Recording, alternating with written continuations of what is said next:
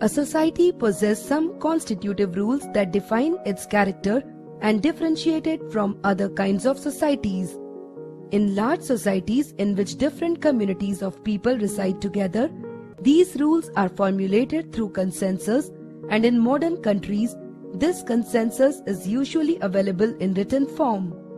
A written document in which we find such rules is called a constitution. In this chapter, we will study why does a country need a constitution? A country needs a constitution for several purposes. Firstly, the constitution tells us what the fundamental nature of our society is. Usually, a country is comprised of different communities of people who share certain beliefs but may not necessarily agree on all issues. The constitution helps serve as a set of rules and principles that all persons in a country can agree upon as the basis of the way in which they want the country to be governed. This includes not only the type of government but also an agreement on certain ideals that they all believe the country should uphold. Secondly, the constitution defines the nature of a country's political system. It lays out certain important guidelines that govern decision-making within the democratic societies. It checks the possible misuse of the authority by our political leaders, as the misuse of authority can result in gross injustice.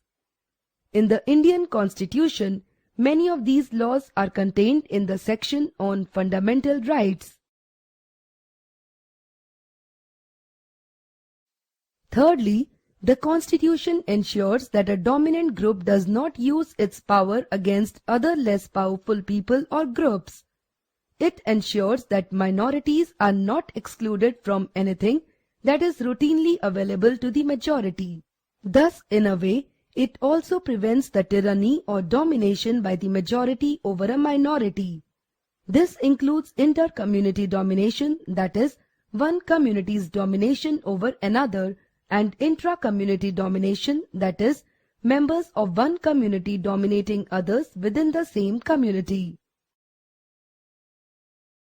Fourthly, the Constitution helps to protect us against certain decisions that we might take that could have an adverse effect on the larger principles that the country believes in.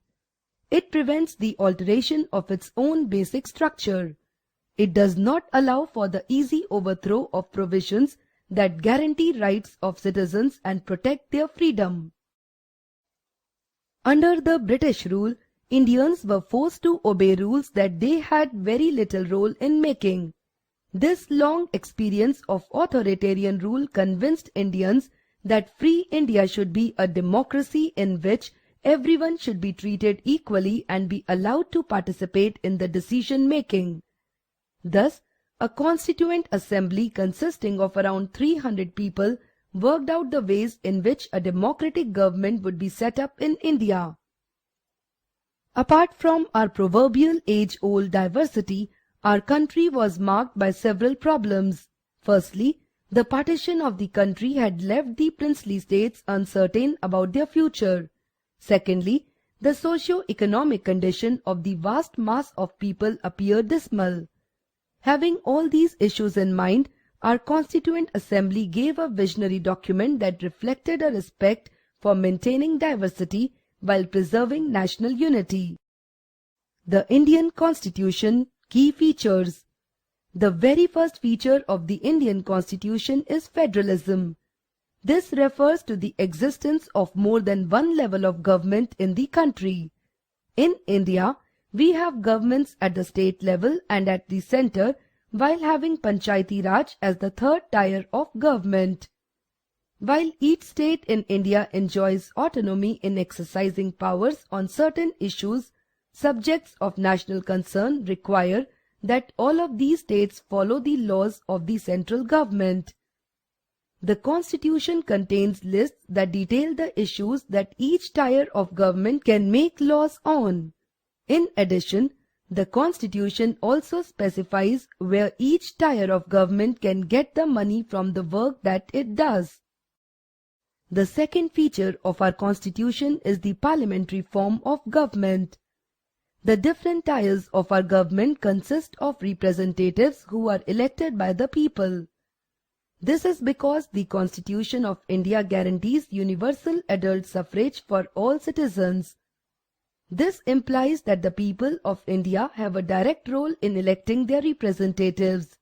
Also, every citizen of the country, irrespective of his or her social background, can also contest in elections. These representatives are accountable to the people. The third feature of our constitution is the separation of powers. According to the constitution, there are three organs of government. These are the legislature, the executive, and the judiciary. The legislature refers to our elected representatives. The executive is responsible for implementing laws and running the government. The judiciary refers to the system of courts in our country. In order to prevent any misuse of the authority, the Constitution not only mentions different powers of these organs, but it also ensures the balance of power between all three. The fourth feature of our Constitution is fundamental rights, which protect citizens against the arbitrary and absolute exercise of power by the state. The Constitution thus guarantees the rights of individuals against the state as well as against other individuals. Moreover, the Constitution also guarantees the rights of minorities against the majority. Fifthly, in addition to fundamental rights, the Constitution also has a section called Directive Principles of State Policy.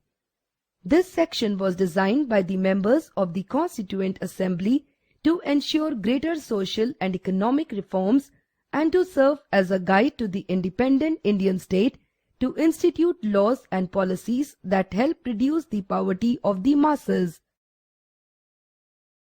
Sixthly, our Constitution declares India as a secular state in which the state does not officially promote any one religion as the state religion. Additionally, it allows the profession, practice, and propagation of all religions.